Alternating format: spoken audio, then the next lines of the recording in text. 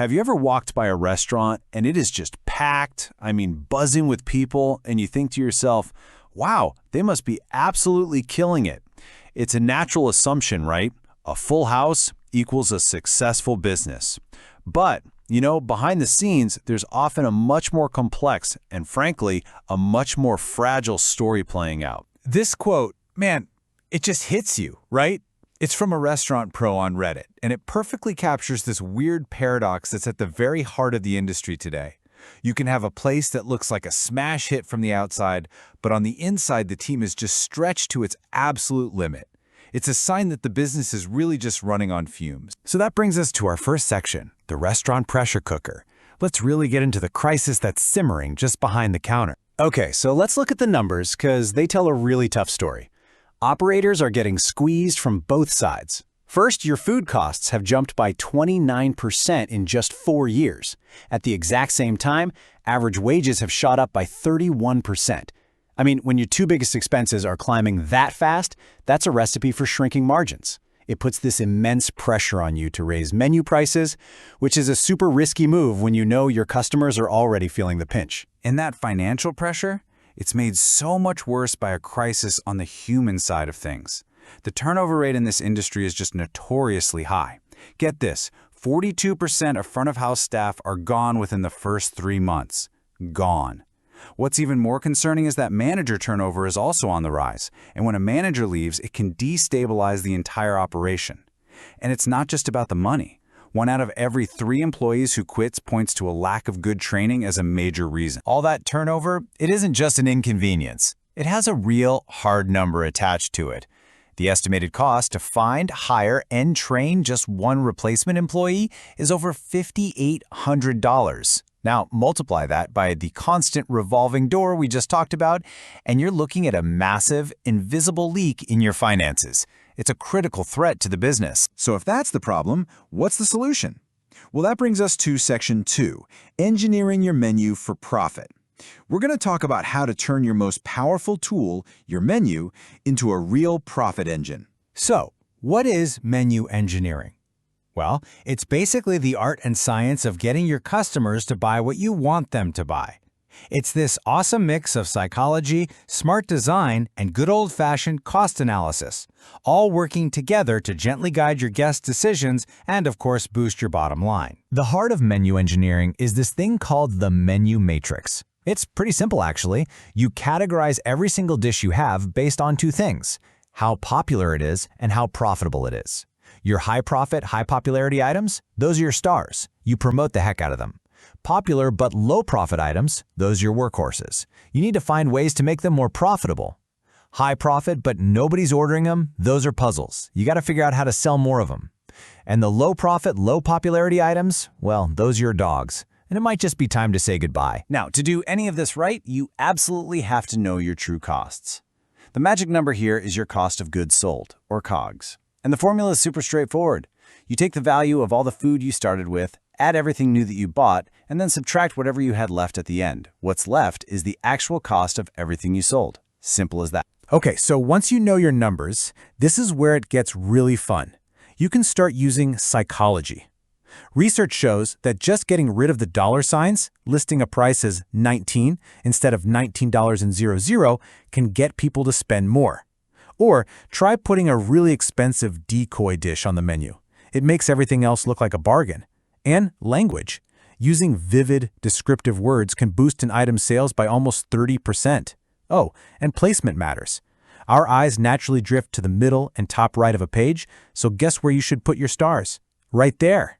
A profitable menu doesn't run itself, right? You need a great team.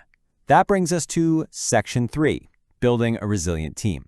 It's time to move beyond just wages and really create a culture that makes people want to stay. So why do great employees actually leave?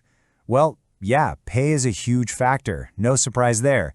It's the biggest slice of the pie at 35%. But look at everything else. Lack of recognition, no way to move up, poor work-life balance, and a toxic culture. Together, that's the other 65%. It proves that while money is important, it's very often the environment that finally pushes good people out the door. And these numbers, they really highlight some of the systemic problems. Fewer than a third of restaurants offer health insurance. a benefit that for many workers is a total deal breaker. And this is astonishing. 43% don't even have a basic training manual. Think about the message that sends to an employee. It basically says you're disposable and we're not going to invest in your success. So what's the fix? Well, it's a whole toolkit. It's about professional investment, giving people great training, showing them a clear path to advance, and offering meaningful benefits like health insurance. And it's also about cultural investment, creating a place where feedback is normal, where good work gets recognized, and where work-life balance is actually respected through flexible scheduling. Now, a huge piece of this whole labor puzzle is the tip credit. And this is a really complex, super contentious issue. On one side, you have people who want to get rid of it. They argue it would create a more stable, predictable wage and help with pay equity. On the other side, you have people who want to keep it. They argue it lets servers earn more money and helps owners control their labor costs. There's no easy answer here, but it's a debate that is absolutely shaping the future of how people get paid. Okay, so you've got your costs under control and you're building a solid team. Now, let's talk about the guest. This brings us to Section 4, crafting an unforgettable experience. This is how you win the battle for customer loyalty. Today's diners, they're looking for value. But value doesn't just mean cheap. Not anymore. Value is a feeling. It's the total package, the incredible food, the warm and efficient service, and an atmosphere that just makes you feel good. When a restaurant gets that whole mix right, the price on the menu almost becomes a secondary thought. A huge part of the modern dining experience actually starts before a customer even walks in your door. It starts on their phone. Having great food photos is totally non-negotiable. And you don't need a fancy studio. The key is just finding good, natural light. Think about your angles. Shoot something tall, like a burger, from the side to show off all those layers. And don't be afraid to use a few simple styling tricks, like a little brush of oil to add shine. You want to make your food look as incredible as it tastes. And believe it or not, this isn't some new Instagram trend.